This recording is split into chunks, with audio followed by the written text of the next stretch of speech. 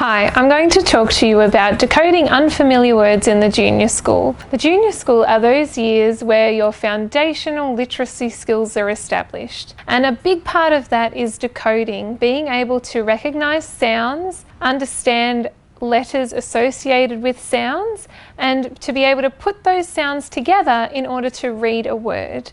So I've been reading my classic tale of We're Going on a Bear Hunt. This book, We're Going on a Bear Hunt, is a great book in the junior school because of the repetition. We're going on a bear hunt. We're going to catch a big one. We're not scared. And it repeats throughout the book. This repetition is really important in the junior school with establishing those sounds and getting your child to repeat those sounds often so that they understand how they sound in that word and be able to apply that sound to other words. A hot tip when it comes to decoding words is to make sure that we name the sounds of the letters rather than just the name of the letters. I have some words here that I've taken from my book. So I've read with my child and I've said, what words were unfamiliar to you?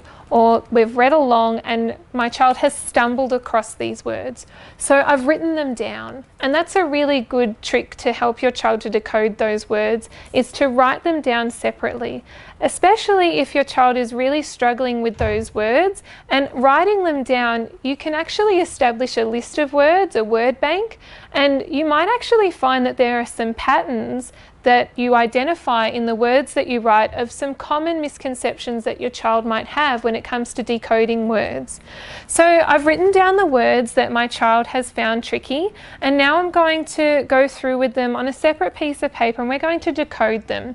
So over here we've got this word, over. So rather than asking my child, what letters do you see? What names of letters? I might ask that first, but it's really important to ask your child, what sounds do you see?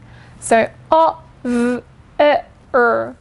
Name those sounds so that your child can start to build a knowledge of what letters sound like to put them together to make words. So, o, v, e, r. That's the beginning way to start decoding single sound words, over. Now we've come across this word, under. I'll ask my child again to say the sounds that they hear in that word. U is often a really tricky one for kids for some reason, but under is the word that we have here. But I've noticed that my child has found this particular part a bit tricky. This ER and this ER. And I might find that my child has made some common errors when reading words with an ER. So that's a clue as to how to help your child by exposing your child to some more words that contain an ER so that they can have that repetition and experience to be able to recognise that ER in other words and be able to build their vocabulary, build their word knowledge. Then we've come to this word here, catch.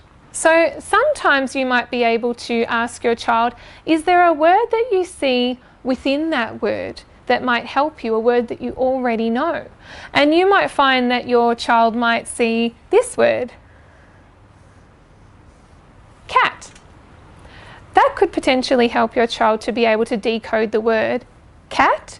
And then what's this sound that you see? K, h. But when those letters are together, what sound do they make? Ch.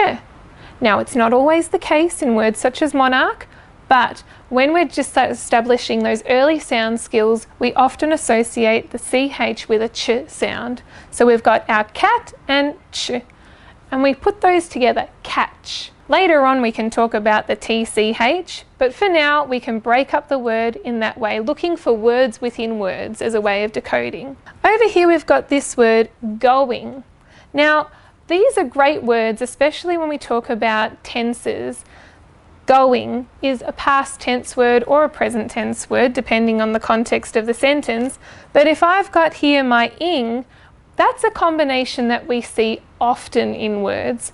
So as you are reading with your child, notice those letter combinations that you see regularly so that your child can recognise those letter combinations in other words and build up their word bank.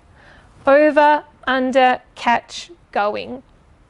Over here I've written some letters that your child in the junior school might stumble across, and these are those letters that sometimes it might seem a bit nitpicky, but correcting your child when they read those letter sounds incorrectly is really important as they build their word bank.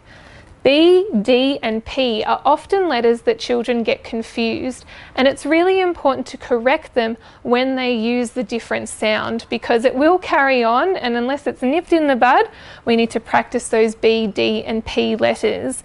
Similarly with the M and the N are often letters that get confused and need to be corrected. So if you hear your child say something incorrectly, ask them to repeat it and just make that sound with your mouth. So show them the difference between a and an n, because the way that your mouth moves will also indicate how it sounds.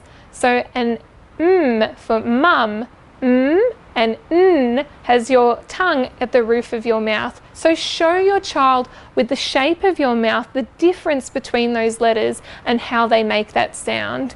Finally, we've got that nasty little F and TH. Often children get those confused, that F and th. And again, showing your child how your mouth changes with a F and a th is really important part of being able to decode those words and establish their word bank. So look for familiar letters or familiar sounds or combinations that your child is getting incorrect, and you can assist them by practicing with other words with those same letter patterns. Talk to your child about the sound of the letters rather than just the name of the letter. You can even broaden that conversation as to how letters sound different, such as a C with the letter C is in cycle or in cook, how it changes, and also look for words within words to help you decode other words. And finally, look for those familiar patterns that your child will be able to commit to memory and then recognize them in other words. Look at those letters that are making similar sounds and show your child how your mouth changes each time they make those sounds. So there are some tips to help your junior child decode in their reading, and we're going on a bear hunt.